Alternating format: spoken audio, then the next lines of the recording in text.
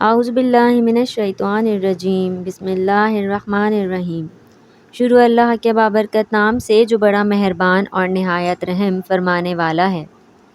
ابو محمد بن قتیبہ ابو ابراہیم کے حوالے سے بیان کرتے ہیں کہ جب حضرت امیر معاویہ رضی اللہ تعالیٰ عنہ عمر رسیدہ ہو گئے تو انہیں بے خوابی کا مرض لاحق ہو گیا۔ رات کو جب وہ سوتے تو بعض اوقات عیسائیوں کے گرجا گھر سے اٹھنے والی ناقوس کی آواز ان کے کانوں سے ٹکراتی اور ان کی نیند اڑ جاتی۔ ایک دن صبح سویرے جب ان کی خدمت میں لوگ حاضر ہوئے تو فرمایا، اے عرب قوم، کیا تم میں کوئی ایسا بہادر ہے جو میرے حکم کی تعمیل کر سکے؟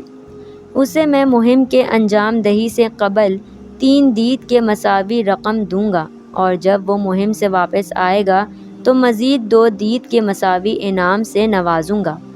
آپ کی بات سن کر غسان کا ایک نوجوان اٹھ کھڑا ہوا اور کہا، اے امیر المؤمنین، آپ کے حکم کو سر انجام دینے کے لیے ناچیز حاضر خدمت ہے۔ حضرت امیر معاویہ رضی اللہ تعالی عنہ نے فرمایا، تم میرا خط لے کر شاہ روم کے پاس جاؤ گے۔ جب اس کے دربار میں پہنچ جاؤ تو بلند آواز سے اذان کہو گے۔ غسانی نوجوان نے عرض کیا، پھر کیا حکم ہے؟ امیر معاویہ رضی اللہ تعالی عنہ نے فرمایا، صرف یہی درکار ہے۔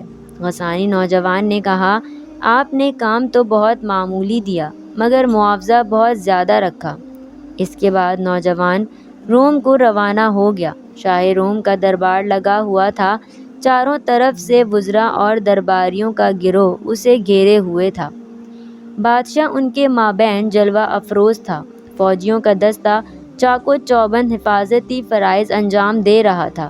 اسی دوران حضرت امیر معاویہ رضی اللہ تعالی عنہ کا نمائندہ بلا جھجک شاہ روم کے دربار میں داخل ہوا اور محافظین کے دستے کی صفوں کو چیرتا ہوا آگے بڑھا اور اذان شروع کر دی۔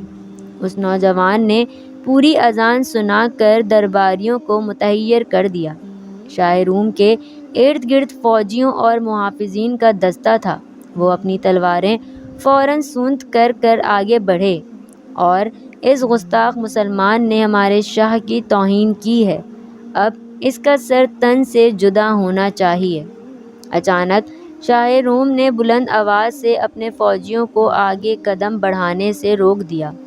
فوجیوں کے جذبات بھڑکے ہوئے تھے، اتنے میں بادشاہ کی آواز گونجی، اپنی تلواریں میان میں رکھ لو۔ کچھ ہی لمحے بعد فوجیوں سے پہلے مسلمان ایلچی کے سامنے آیا اور گھٹنے ٹیک کر بیٹھ گیا۔ بادشاہ درباریوں سے مخاطب ہوا، کیا تمہیں معلوم ہے کہ عیسیٰ علیہ السلام کے اوپر تمہارا اور تمہارے اوپر ان کا کیا حق ہے؟ بادشاہ اس جملے کے ذریعے سے اپنے درباریوں کے جذبات کو ٹھنڈا کرنا چاہتا تھا اور یہ بتانا چاہتا تھا کہ اس طرح کسی ایلچی کو قتل کرنا عیسیٰ علیہ السلام کی تعلیمات کے خلاف ہے۔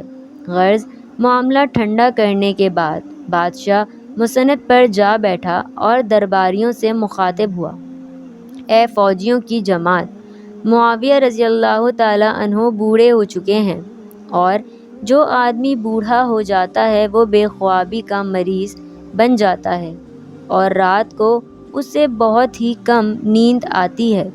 ناقوس کی آواز سے انہیں تکلیف ہوتی ہے، اس لیے انہوں نے اپنے اس نوجوان ایلچی کو میرے دربار میں اذان دینے کے لیے بھیجا ہے، تاکہ اذان کے جرم میں اگر اسے قتل کر دیا تو وہ ناقوس بجانے کے جرم میں اپنے ملک کے سارے عیسائیوں کا خون کر دیں۔